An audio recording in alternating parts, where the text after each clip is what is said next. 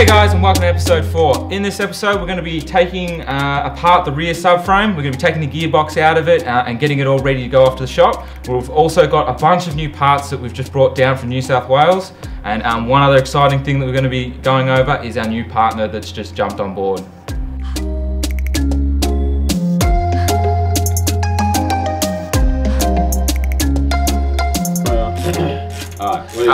At the moment, I am just taking the 4 bolts off the top of the gearbox. There's also another 2 down the side that hold the sides of the gearbox on. So undo both of those, the 4 at the top, and then we've just got to take the CV boots off the drive shafts so that we can drop the gearbox out.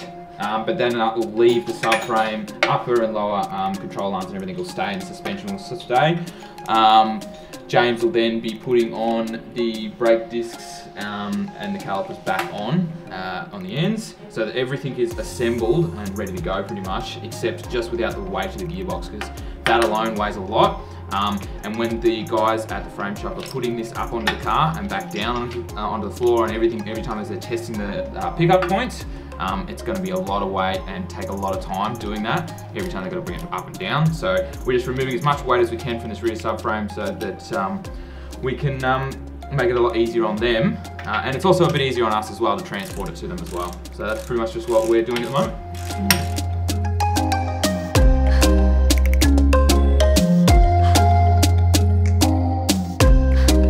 I just want to give a quick shout out to our partners Brakes Direct.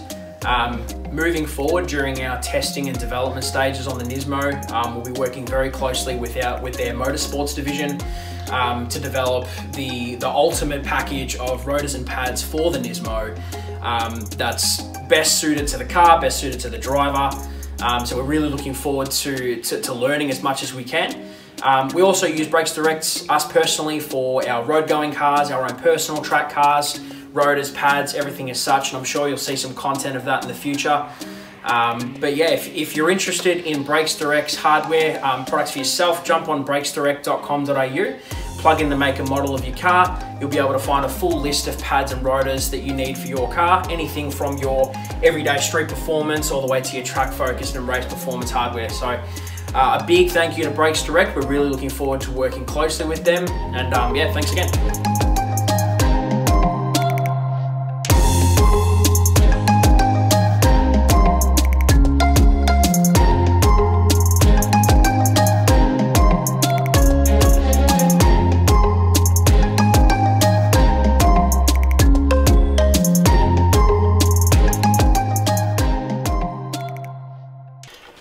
Currently just tightening down some of the locator bolts on the rotor.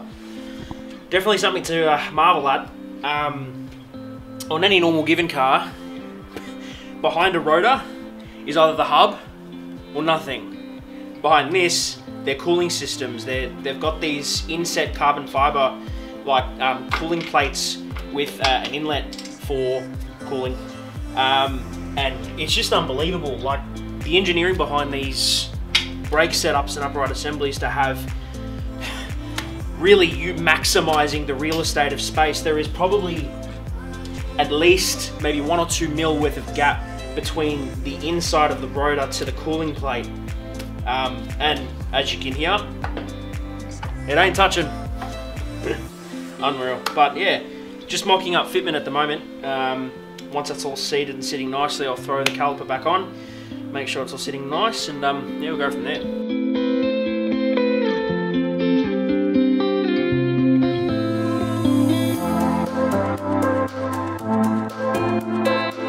Cool. So the rotors and calipers are on. Everything seats in nicely. All the cooling plates and everything seat nicely. Amazingly, the pistons on the calipers are already set to the right calibration, so they slid straight on, which is quite fortunate. Also just had a bit of a test fit on the hub lock nuts, just to figure out if the threads on them are still all right. But yeah, besides that, they're all on, sitting nicely. Rob's just finished disconnecting the gearbox from the subframe. We've just got to pull the CVs out, and then we're pretty much done.